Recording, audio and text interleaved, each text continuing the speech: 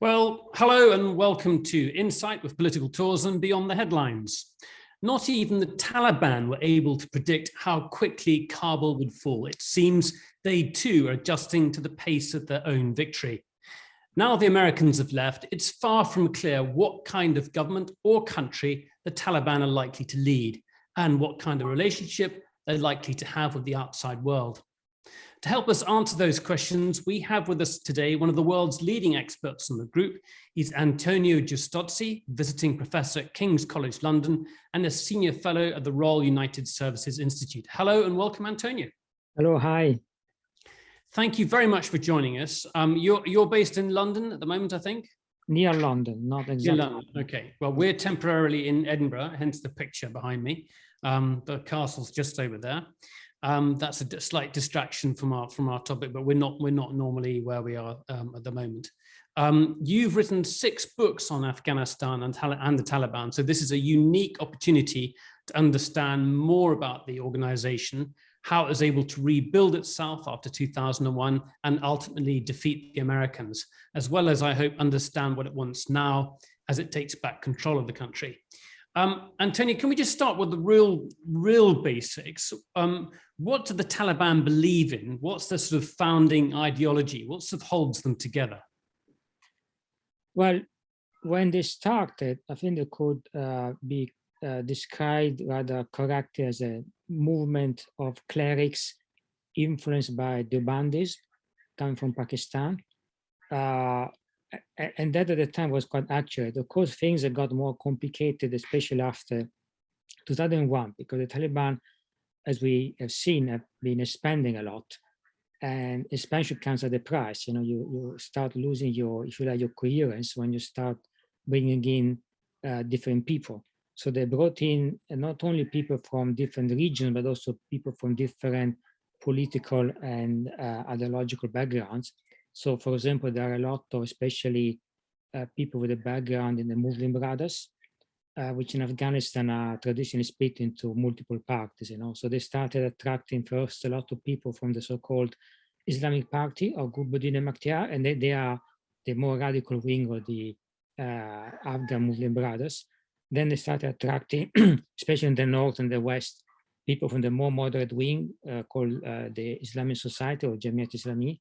And there are a lot of them as well, especially the Tajiks and Uzbeks within the Taliban are also from that background.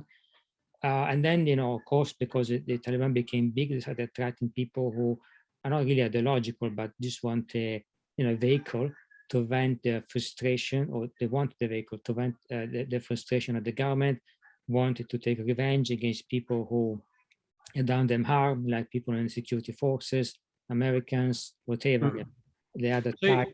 You've described there's a sort of loose alliance of different Islamist ideological factions. And I mean, I guess at the core of that, a very fundamentalist interpretation of Islam within the dominant group. So that's where the Deobandist, or like relating partly to a Wahhabi influence. Is that right? Wahhabi is a big word because, of course, you know, it looks very radical to us, but then you look at the Islamic State, which is also there. And that you can see the difference there, you know. So I wouldn't describe them as Wahhabis. There is this Deobandi influence. They don't like actually calling themselves Deobandis, contrary to what happens in Pakistan. In Afghanistan, it's still seen as a bit, you know, not appropriate to describe yourself as Deobandi, but I think there is an influence. Many of them being anyway educated in Pakistani madrasas. Mm. What they have in common, you know, all these Muslim brothers, Deobandis and whatever, they believe that what they need is Islamic government, so government based on Islamic law. That Islamic law should be, you know, basically the basis for government. That's what they have definitely in common. Okay, and alongside that, obviously in terms of who they are, a very strong sort of tribal allegiance and predominantly Pashtun. Yes, of course, when they started, they were Southern Pashtuns, and the leadership, even today, is largely, I would say, almost entirely Southern Pashtun. Even the Eastern Pashtun, there are a lot of them in the Taliban, they complain that they're not adequately represented within the leadership of the Taliban. And recently, they had a little bit of a turf war over names being proposed for the soon to come Taliban government, where again, it seems the leadership had not put a lot of Eastern Pashtuns. And then you have growing numbers of Tajiks and Uzbeks. I think around probably 15% of the fighters are either Tajiks or Uzbeks. So it's not insignificant. They're of course underrepresented relative to the population, but they are not insignificant. And these ones are even less represented at the top, there are very few of them. So they also are not very happy since now about not being adequately represented. Okay. What I want to try and do is to give people, before we get into what's going on today, some kind of, well, not necessarily chronology, but an idea of how the group reorganized themselves after 2001, their financial structure, how they actually managed to finance themselves, and where that sort of leads us to today. Because I think it's very important to understand what kind of movement they are militarily, in terms of personalities and how they actually operate. But going back to 2001, I mean, obviously they were pushed back. The Americans dominated Afghanistan, and they were in a very, very weak position. How did they regroup? And can you just give us a bit of the chronology over that? Well, initially started because a bit like today, you see a lot of revenge attacks on Taliban against their former enemies, even if the leadership has offered an amnesty, but it was a bit of the same situation in 2001. Karzai offered amnesty to everybody, but these people in the police, in the security forces, and the Americans too, basically did not respect the amnesty. There were a lot of revenge attacks. The security forces started hunting down former Taliban, but those were still in Afghanistan. Some disappeared, some were killed, some were detained. And for everyone that was harmed, 20 were worried, because they thought, I'm going to be the next one. So they started, many started thinking, better die fighting than, being dragged into prison. And then, so they started reorganizing. We started having groups of Taliban reorganizing, sometimes in Afghanistan, sometimes in Pakistan, and doing cross-border raids. Some other groups like Al-Qaeda were at that point were in Pakistan. Some other organizations like Pakistani Taliban, etc.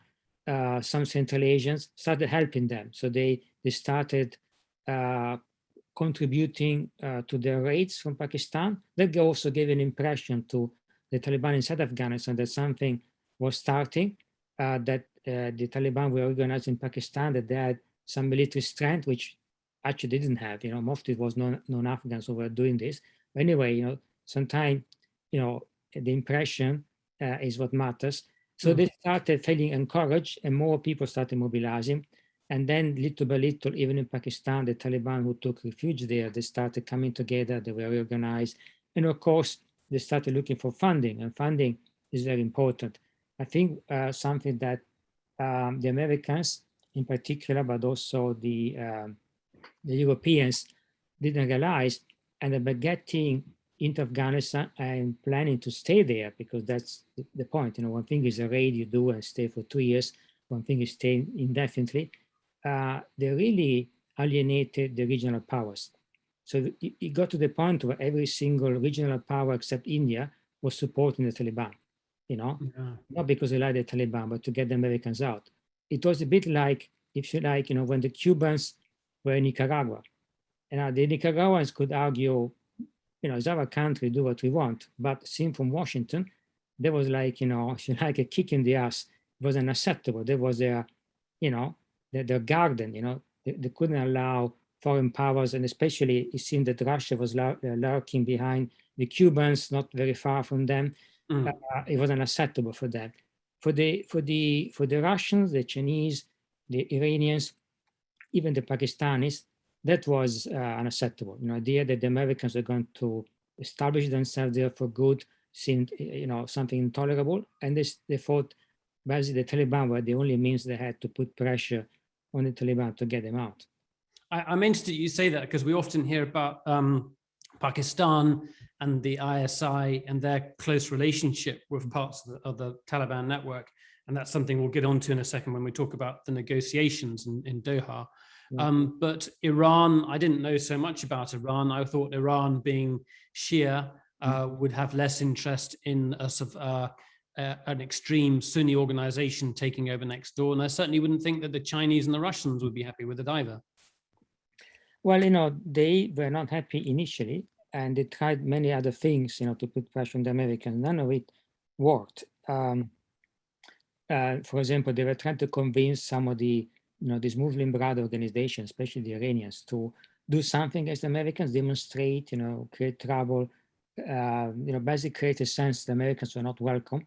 But these groups were essentially making a lot of money with the Americans there. They had no interest in moving against Americans, demonstrating. They were in business with them. Same with the old communists. They were getting money from the Iranians, but they were not doing anything. In fact, they were part of the government, working with Americans, very happily. They were making a lot of money, honestly and dishonestly, and they had no intention of creating trouble for the Americans. It was a big party for them. So then gradually they decided, we need to go and find ways of doing things that are effective, who could be the potential partners so that who can deliver. And it was a gradual process, with the Taliban. It started little by little with some presents, they sent some medicines. Then they started trying to get some intelligence from the Iranians, from the Taliban, about what the Americans were doing on the Iranian border, like spying, electronic intelligence, that the big base in Shindand, air base, they wanted to know about what the Americans were up to, had an idea of what was based there, try to get, as much intelligence as possible. And they were quite happy. The Taliban seemed responsive. They started sending weapons a little bit, more and more, then money. And they found that some Taliban were particularly amenable to work with the Iranians. And little by little, things got better and better. I mean, even today, there are a lot of Taliban who don't like the Iranians, but there are a lot of Taliban who actually been trained by the Iranians, and they're quite good opinion of the Revolutionary Guards. They say they are very professional. They're willing to transfer know-how that the Pakistanis never transferred to them. They taught them tactics in hybrid warfare, for example. They gave them more advanced weaponry than the Pakistanis did. So the Iranians earned the respect of many Taliban. Yeah, I want to come back to it that in a second, because I think there's in terms of what's going to happen in the future, there may be examples in Iran that the Taliban may want to copy in terms of the political system. We'll come back to that in a second. Just while we're here, is it possible to turn off the alarm on your computer? Because I think every now and then when your email comes in, it goes. I've got so many applications here that okay. I will be trying to do that. Okay, too complicated. So in parallel, as this funding is coming in and the support is coming in, I think most of us know that huge numbers of Taliban fighters have been coming across from the border with Pakistan. And I was reading something about the Soviet analysis of that border, and they essentially concluded there was no way that they were going to be able to block the flow of insurgents across the border, and that was one of their prime reasons for withdrawing from it, unless you create a huge demilitarized zone and mine it, just like between North Korea and South Korea, which wasn't going to happen. It was very difficult to seal that border. But so I think we know about those connections there. Can we talk a bit about what actually happened on the other side, what happened within the Afghan army? Because it would seem to me that if you've had 20 years of American presence there, you would have thought that you'd have an organization, an Afghan army with logistics, with a command structure, possibly with air support. If you had 20 years of American training and support, you'd think you'd have an organization like that wouldn't sort of melt away overnight. What happened there? I think the root problem is that as the neighboring countries started thinking, probably the Americans originally didn't want to leave at all, So the plan was not to, when they leave and then the Afghan army or the Afghan security force would take over. The idea was to have a military force that was essentially dependent on the Americans. First of all, no need to develop it, but also probably no interest in developing it. And I think I'm told, but you won't find a lot of evidence of that, but I'm told by some people in the mission and also from Pakistanis that there was some kind of probably only verbal agreement with the Pakistanis that the Americans would not would never create an Afghan army that was essentially a real army. So basically, they agreed not to give them any real combat air capabilities, no air defense, no armored capabilities, no anti-tank defense. So basically, an army that was weak enough not to represent a threat for Pakistan ever. And that might be one of the reasons, why the army was kept so weak. But I think the main reason is simply that they felt, a dependent army would serve their interests better than an army that could basically function on its own. But once you take the decision that you're going to withdraw, I mean, how much time, what should you be doing at that point? Well, of course, to change the nature of an army is difficult. And then the problem that you need to convince the host elites to do something, not something that you can arbitrarily do. Because, for example, one big problem that the Afghan army had is that appointment at the top had always been very, very politicized. So I don't know many other countries, maybe there are some, but not countries at all, where 4-star generals are appointed overnight. You're a businessman one day, the next day you're a 4-star general. Now, these people might have some skills, if you have successful businessmen, probably you have some organizational skills, some management skills, but, maneuvering men on the battlefield. So we are talking about corps commanders here, yes? Corps commanders who are 20,000 men. So all of a sudden, they were supposed to know how to maneuver them, and they were supposed to know how to fight a battle, which, of course, is not the way it works. It takes 20 years to form a corps commander if he's really good, So, so basically, by the time the Americans decided to withdraw, they couldn't, I think, essentially, they failed to convince the Afghan elite that they were really leaving. I think until almost the last day, Ghani, but not only President Ghani, many others, including many in the security forces, for the Americans and then would stay. They wouldn't really leave. Maybe they would reduce their presence, yes, but essentially they wouldn't leave. They would continue supporting them. There would be a special air support that would continue. You don't need a huge amount of troops. If you keep a squadron of fighter bombers in a country like that with some protection, a few thousand men might be enough. So that was their belief. And in fact, if you read the account of the last conversation on the phone between Baden and Ghani, Baden basically was telling Ghani, you need to go. And Ghani insisted in saying, I need more airstrikes. There was the thing, they thought that one way or another, America would continue, would save them. The cavalry would keep coming and they would rescue them indefinitely. And of course, it was a miscalculation, but that meant also that they didn't feel like, they didn't take the necessary steps that they take for essentially confronting the Taliban. And of course, the last few days are irrelevant. These are things that you should do years in advance. If you want to restructure an army, change your logistics, improve it, or even what they try to do at the very end, basically mobilize militias and make them work for you, is not something you can do overnight. It seems easy, just distribute some weapons. It's not that easy. Distributing weapons is easy. The problem is convincing people to fight for you, one, and two, make them fight in an effective way. That's the most difficult thing. The militia they mobilized, they were not much for the Taliban because essentially there's no command system. There were a bunch of people, sometimes with the local leader with 20, 30 men, but there's nothing that could bring them together and fight a maneuver warfare. Whereas the Taliban, they learned how to do it. Taliban, by 2021, or I would say even a bit earlier than that, were effectively able to fight maneuver warfare. So that the sophisticated command and control system that they didn't call it like that, but essentially they're the equivalent of a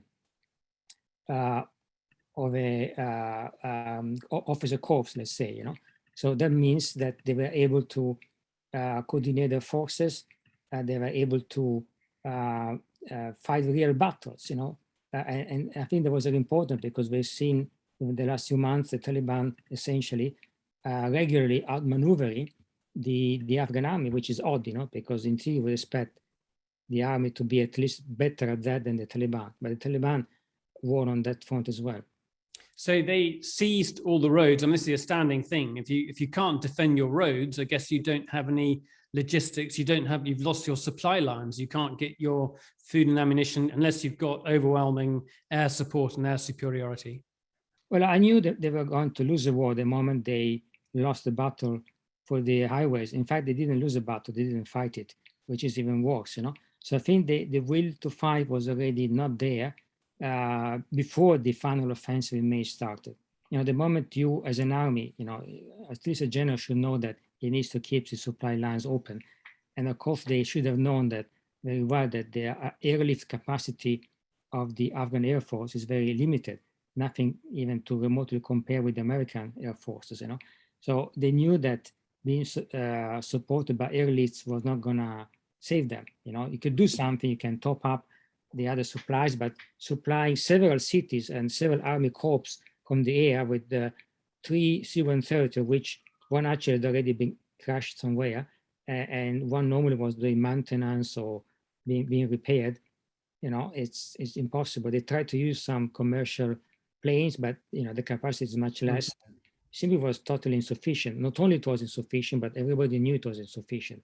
So that's when many senior officers started making deals with the Taliban because they knew they were doomed. Yeah.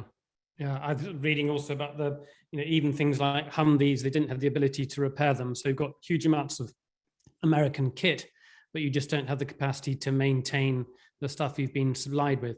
It's important to emphasize, I suppose, that at the same time as this conflict is taking place, as the Taliban are taking territory, there's a political negotiation going on both in Doha, but also the Afghan government has been encouraged by the Americans to engage with the Taliban to have some kind of, you know, possibly a coalition government.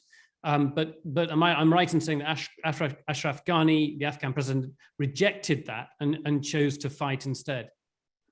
Well, the proposal was to form an interim government that would actually replace Ghani's governments.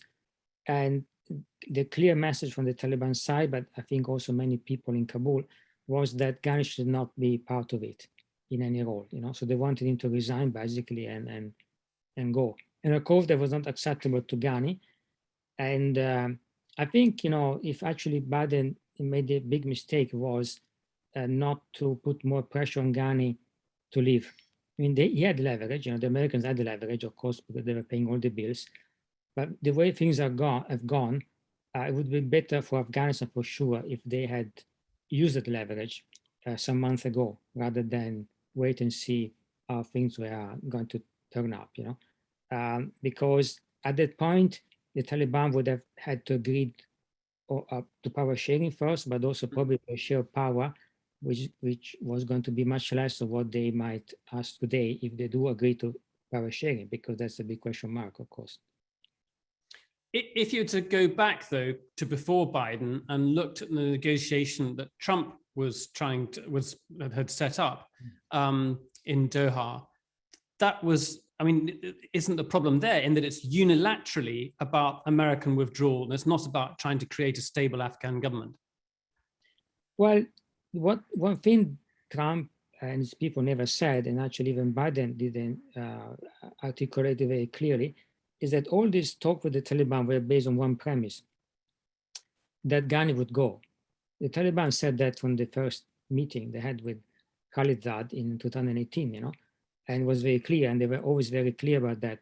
We will never negotiate with Ghani, and there will never be a deal with Ghani. So, you know, we need to find a way around it.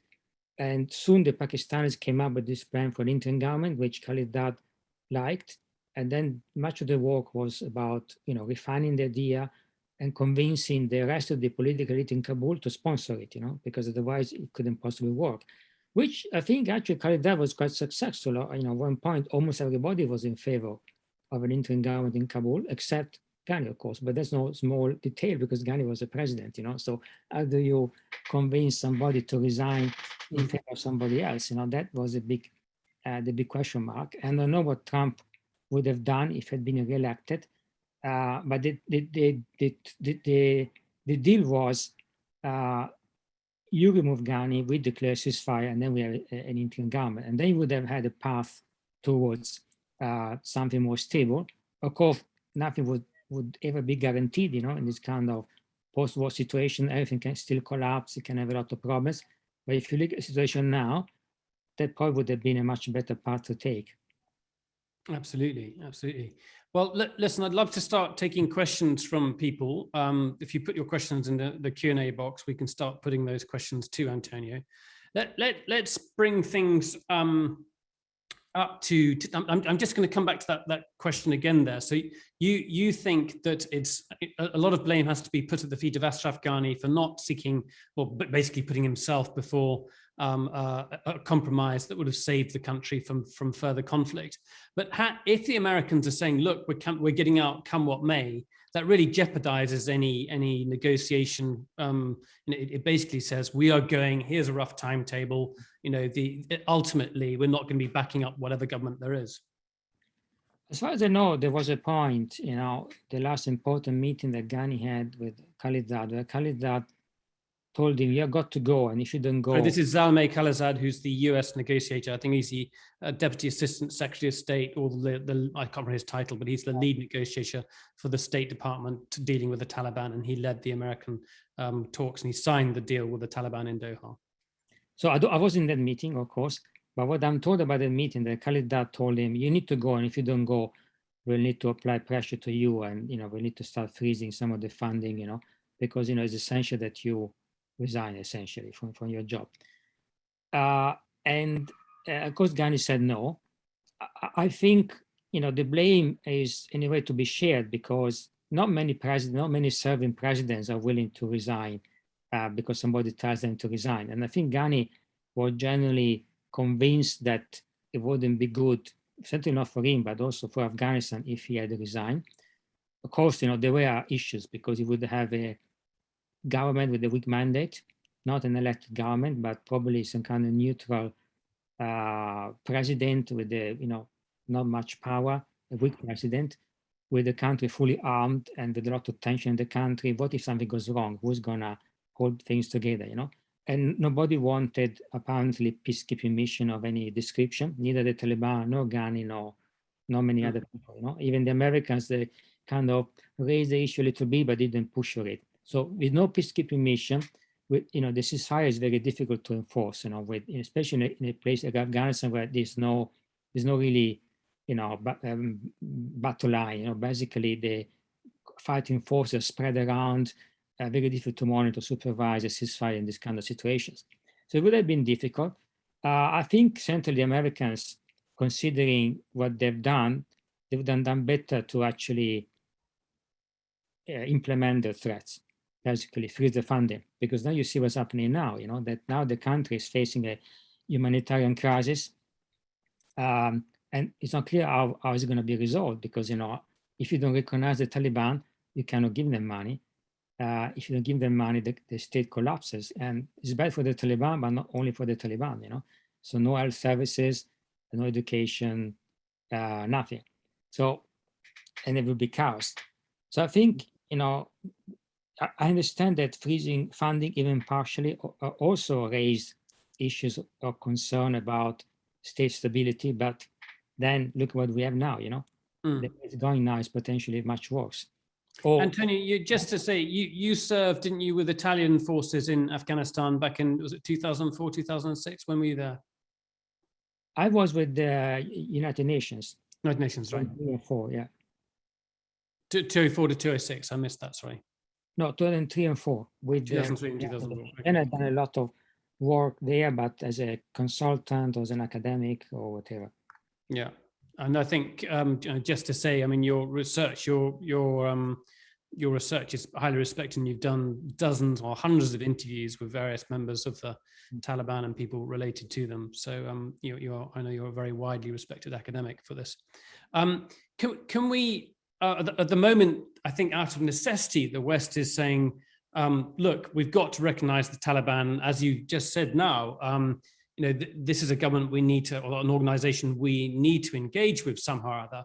So this desire, in a way, to see them as more in a position to be reasonable than the previous Taliban regime, between 96 and 2001. And I just want to look at that idea, how logical you think that is. But before we do that, can you tell us just a bit about some of the competing groups within the Taliban?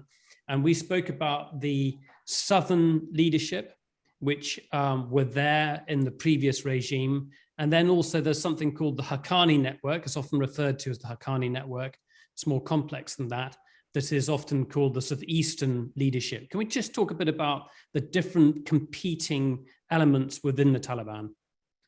Well, when we do this, we have to say upfront that we are simplifying the situation. The Taliban are organized in a multitude of networks, hundreds of them at this point, small and big. So if you try to go through each one of them, of course, will take weeks.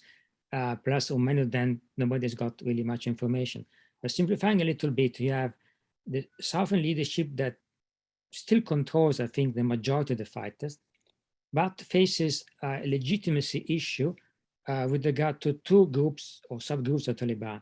The Eastern Taliban, which also include the Haqqani network, and in the East, so the Haqqanis are very strong in the Southeast, but they also have good connection and links to the Taliban in the East.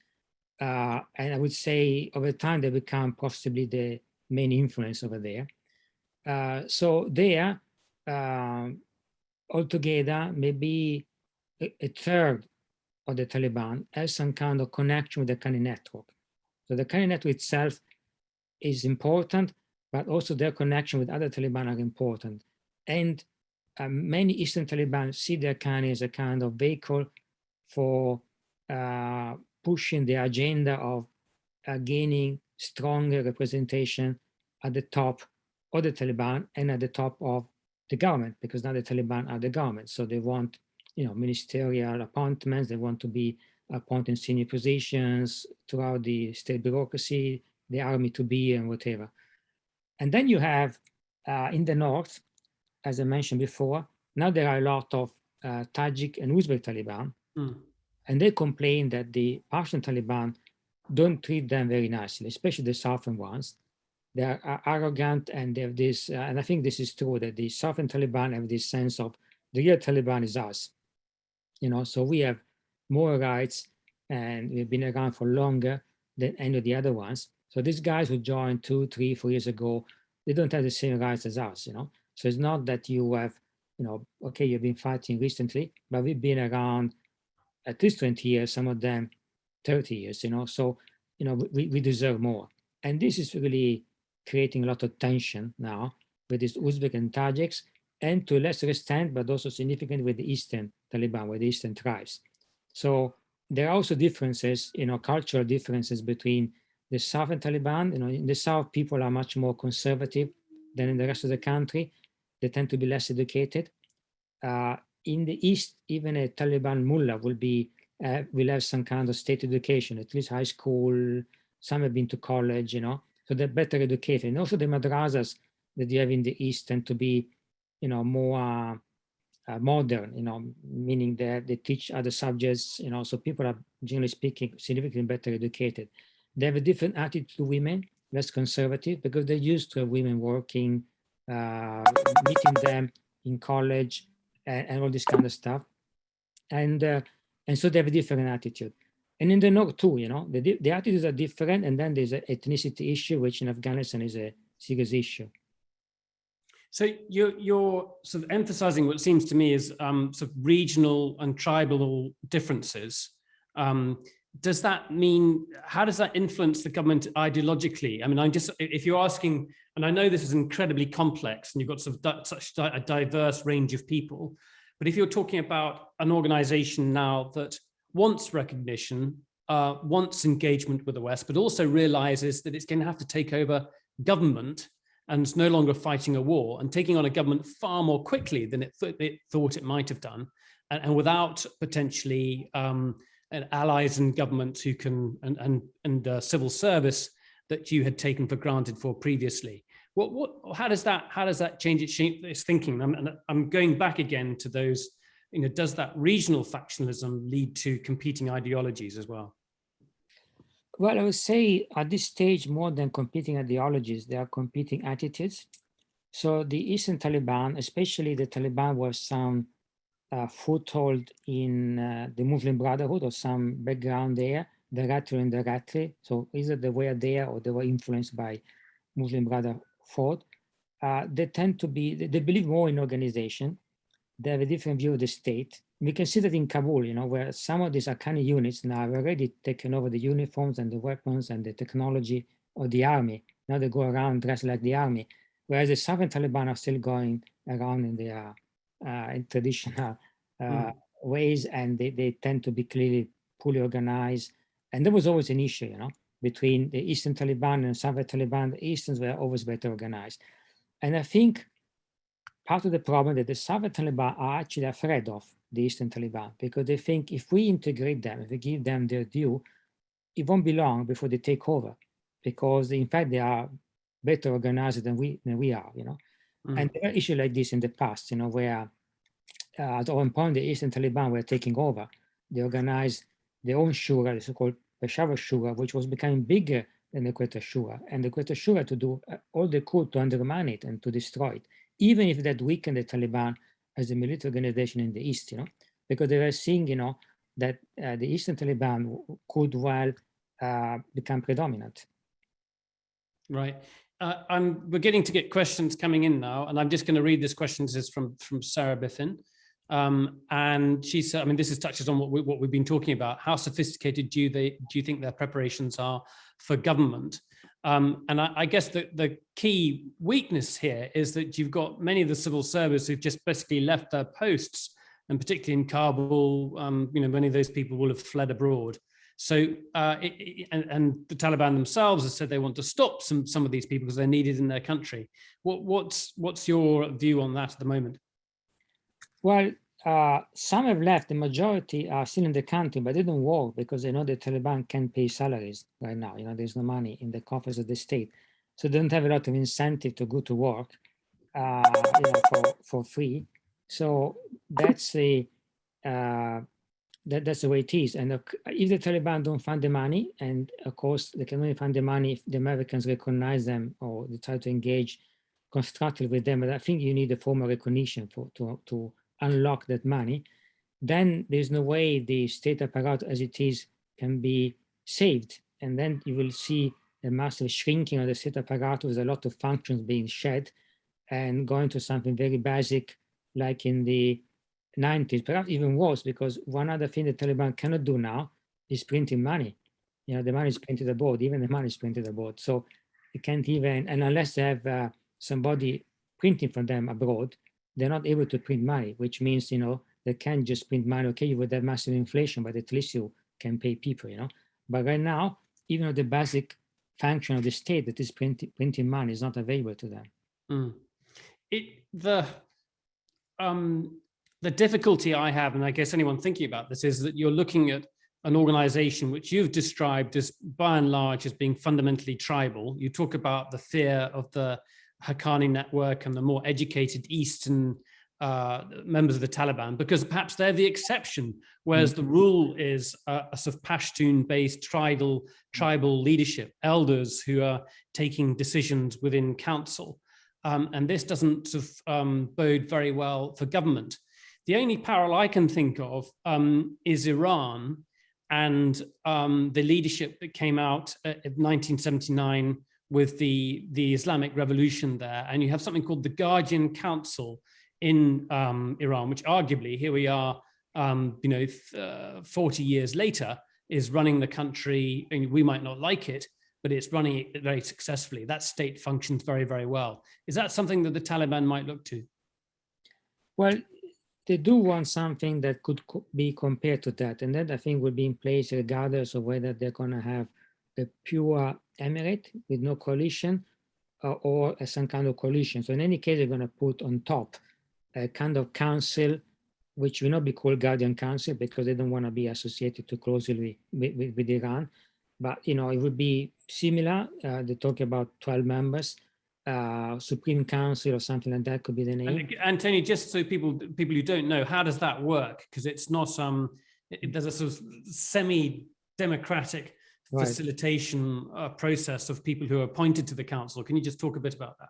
Well, I mean, of course, they haven't clarified, but I think they will select the members by cooptation in the case of the Taliban, you know. So they don't, I don't think they plan to have, for now at least, a system for electing people to the council. And, you know, anyway, having election in Afghanistan probably now would be almost impossible anyway, you know, but they're not talking about that. So at least the beginning will be by cooptation. So basically the leadership says, you know, well, some people deserve to be there and decide that they sit there. And that council would have essentially veto powers. They would be able to veto the decisions of the government. So under them, there would be some kind of government operating, which could be more or less similar to what the Islamic Republic had in terms of the cabinet of ministers. It's not clear whether they will have a president. In the past, as a prime minister, but the system was different at the time. I don't think they care very much about this kind of details of the president, prime minister, you know.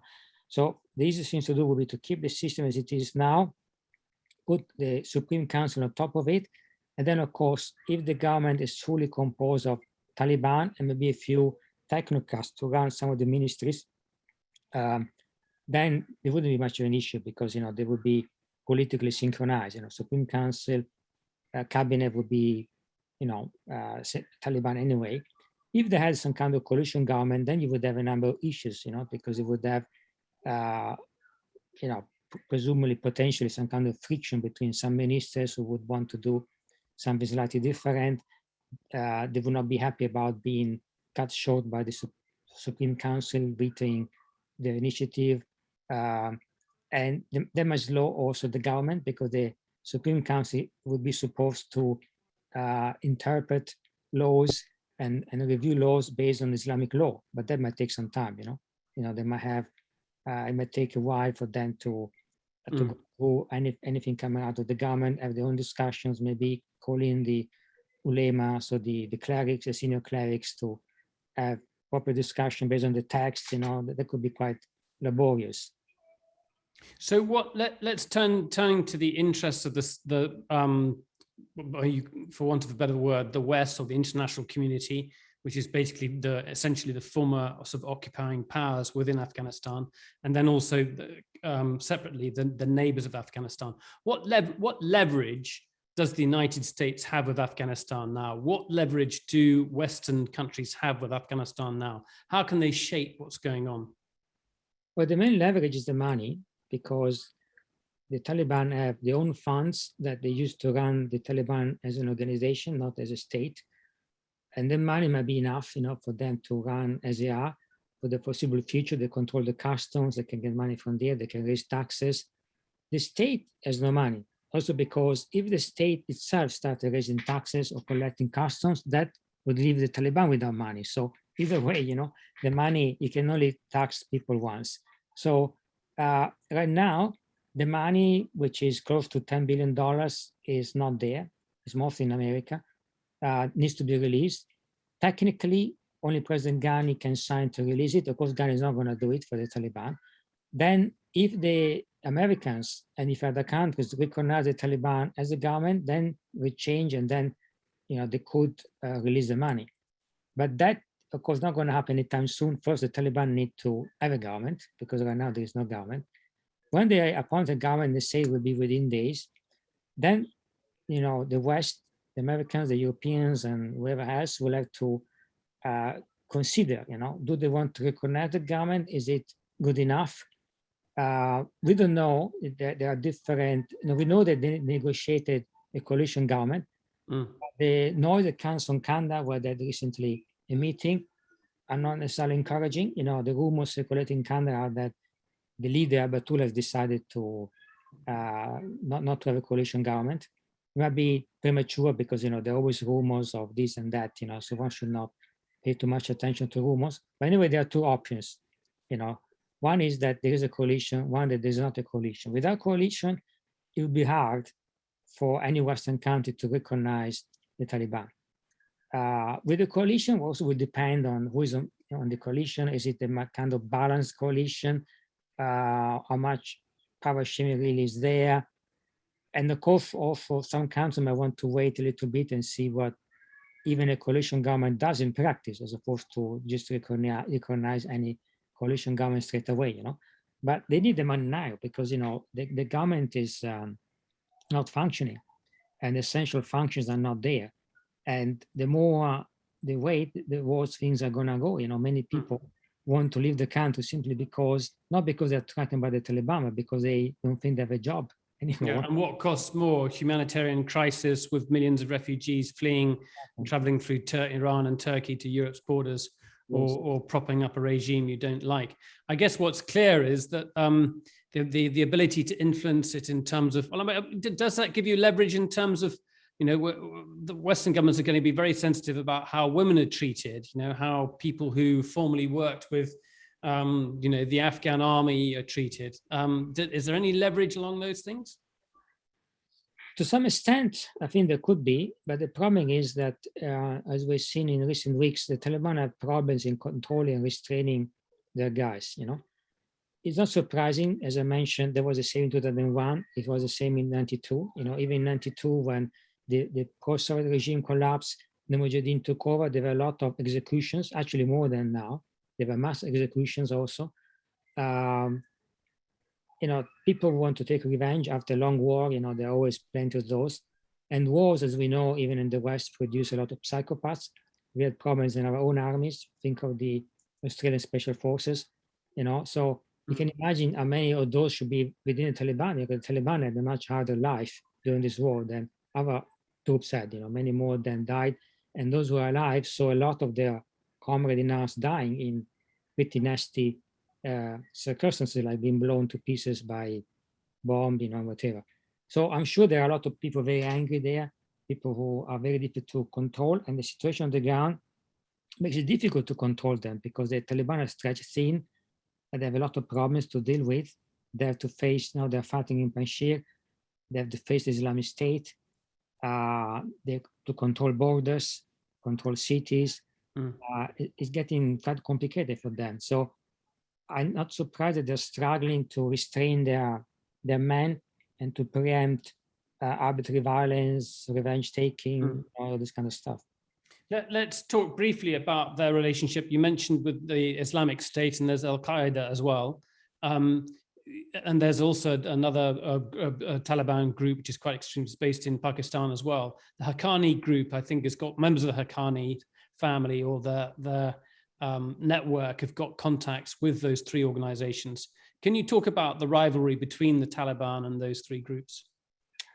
Well, the Islamic State, I think, is pretty obvious. You know, they've been fighting all the time.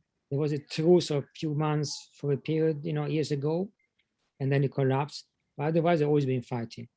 The Islamic State, when it established itself, approached the Taliban and tried to see whether they would allow it to coexist with the Taliban. Were very clear by saying, no, you know, this is our place and you're not welcome. And then the fighting started. So a lot of people died in that fighting. We could actually say that for the Islamic State, fighting the Taliban has been the #1 priority by quite a margin. They did a little bit of fighting with the Americans, and more recently against the Afghan government, mostly target assassinations, and then these terrorist attacks against soft targets in Kabul. But in terms of energy and human resources, I would say 80 to 90% of those have been allocated to fighting the Taliban.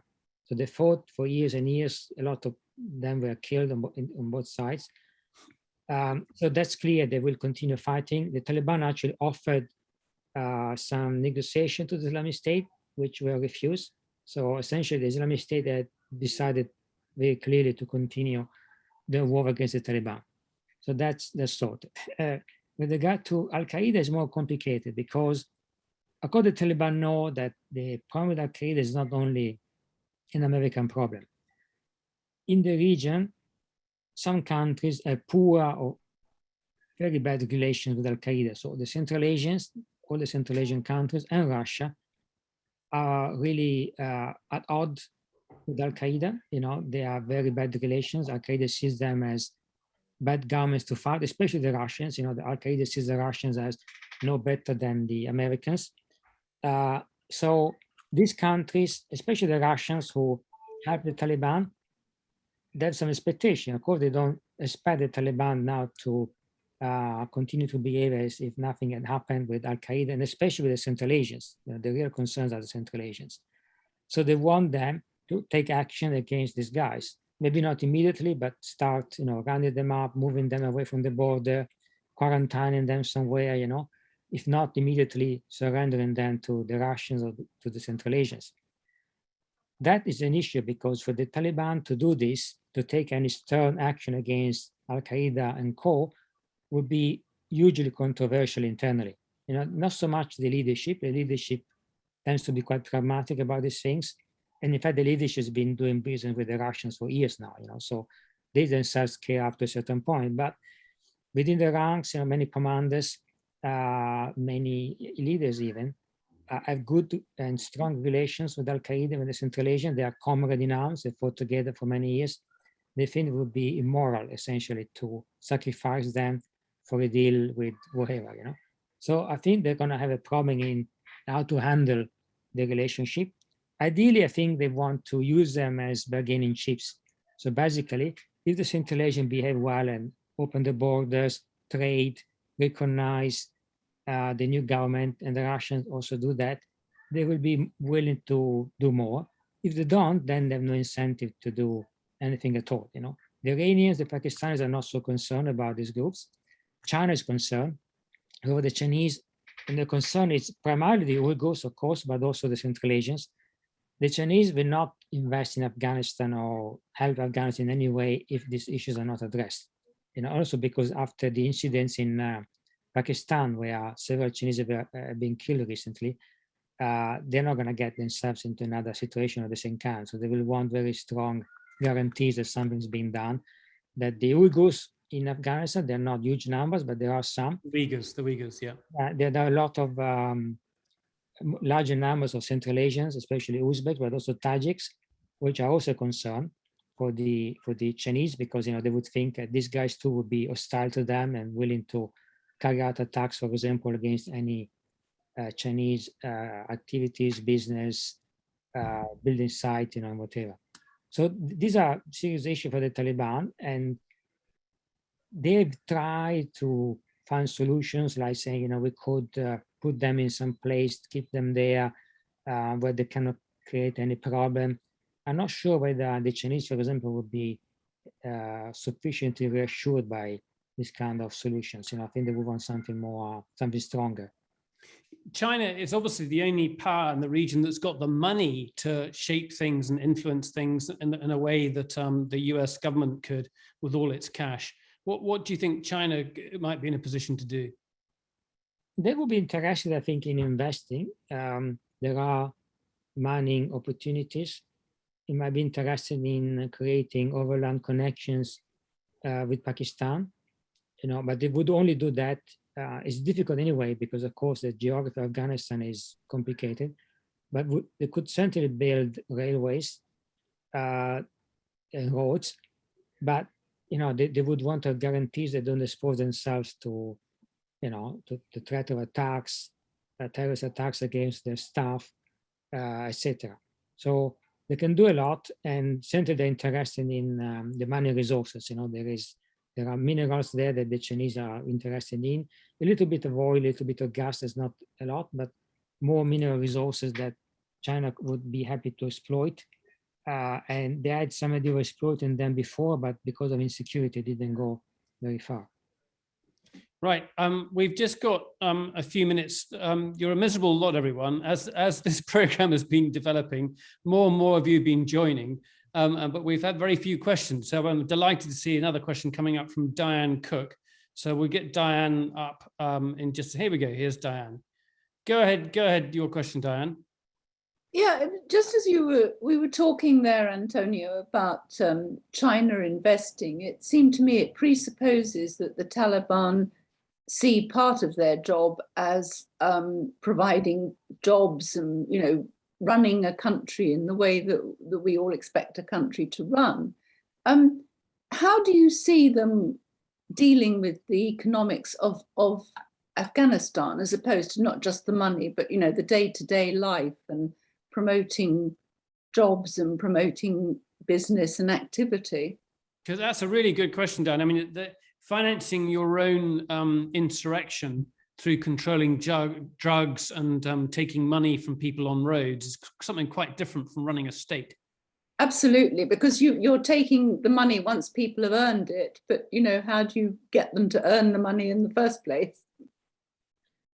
Yeah, that's is a problem. I think the Taliban, if you look at the Taliban bureaucracy, with the Taliban, yes, they were an insurgency, but in Pakistan they had a relatively sophisticated shadow state, not only the shadow governors inside Afghanistan, but the equivalent of ministries in Pakistan called commissions, with quite a bit of a bureaucratic apparatus of keeping track of the logistics, the finance, etc.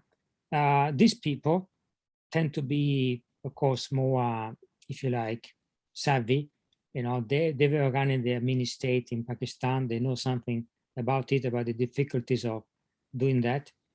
And they realized, the issues. And, these days they are having meetings with the banks about how to allow people to withdraw money again. And they were educated about the fact that if you allow people to withdraw the money without restrictions, soon the banks will collapse because people are in a state of panic, so you can't fully reopen the banks.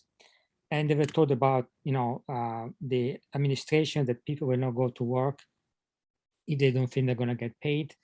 And of course, if they don't feel that they're safe, and all this kind of stuff. So they are aware.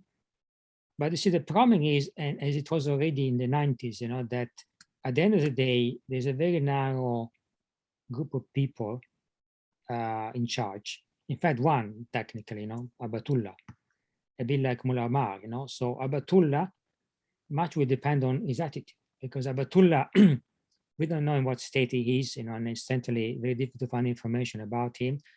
But, anyway, a man alone at the top, unfortunately, tends very quickly to develop strange attitudes, and that could be his case too, So is he gonna rule in favor of a coalition government? That I think is a precondition for the Taliban to be able to restart things, the administration, getting the money released, etc. Keeping people. Can you tell us a bit more about Abatullah as well, than just about his background? Well, Abatullah is not a fighter by background. He's a well-educated cleric. He's been keeping a very low profile also because he's been the target of assassination attempts. One of his brothers was killed.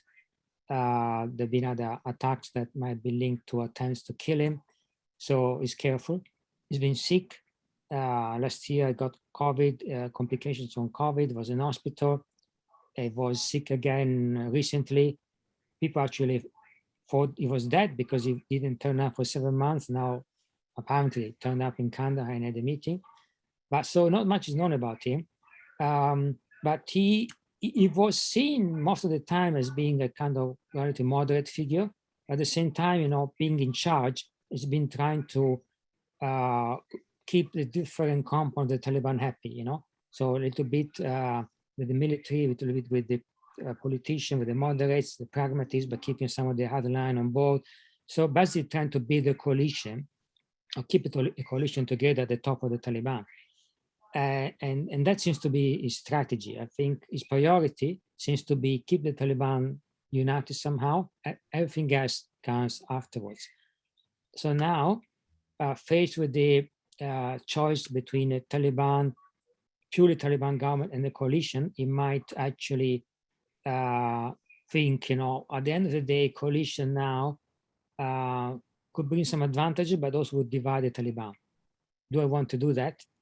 So everybody is waiting to know what is decided, but it's a dilemma.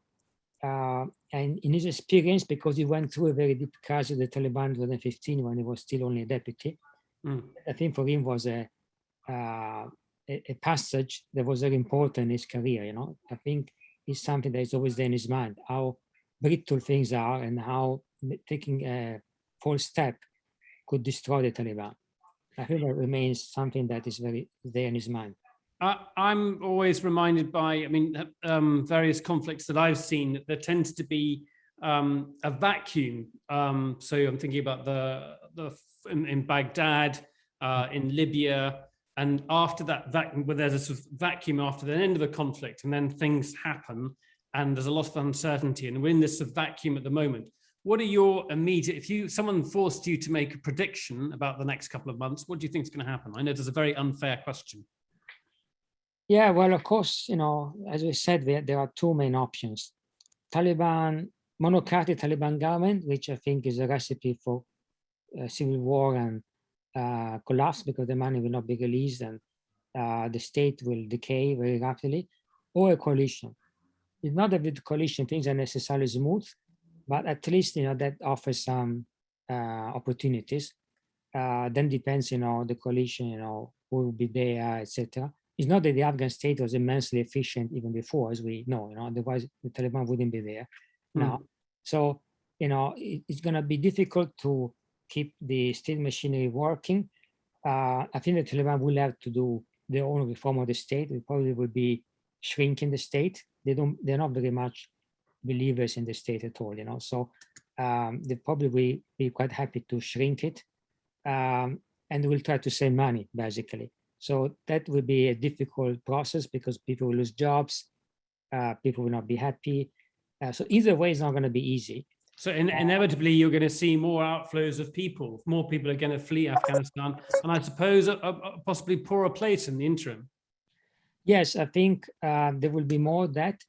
That's without question, because the country was already overcrowded. So the reason why people didn't leave last year is because they didn't think anybody wanted them. Now there is this belief that they will be, if not welcome, at least tolerated. So more are trying to leave now because they think it will be difficult for Europe, for example, to reject them. And that may be true, you know, to some extent. But of course, if 100,000 starts coming to Europe, then will change very quickly, you know. So, but initially, I think there will be an issue of that flow starting. The Taliban might even want to encourage that because it could be a weapon that they have vis-a-vis Europe. You know, if you don't help us somehow, even if you don't like us, but you need to help us because otherwise you get millions of guys with no education coming to you, and then what do you do with that? And that's a very effective weapon. I want to say thank you to Antonio for his time. It's been a fascinating hour so far. Thank you, Antonio.